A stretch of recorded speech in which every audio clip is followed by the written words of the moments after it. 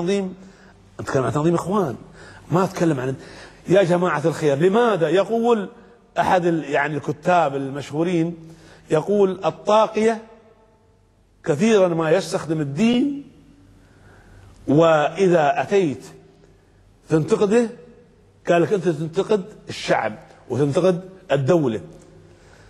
الإخوان حينما تنتقدهم يعتبرون النقد موجه إلى مصر، تخيل، وإلى الدولة. ولا يعني، وأنا أرجو أن كل مواطن مصري يعلم تماما أننا حينما نتحدث عن الإخوان نتحدث عنه كتنظيم، وليس لنا دخل في غير التنظيم.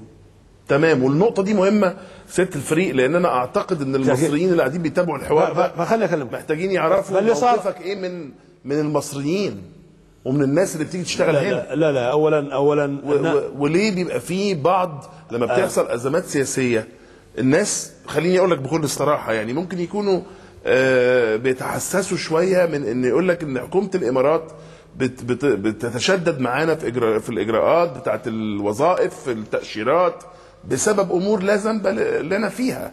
إيه رأيك نتكلم في الموضوع ده بعد الفاصل؟ طيب ناخد فاصل صغير ويبقى هو ده ملفنا مع الفريق ضاحي خلفان ضيفي النهارده في برنامج مصر الجديدة. خليكم معانا، اوعوا تروحوا في أي حتة.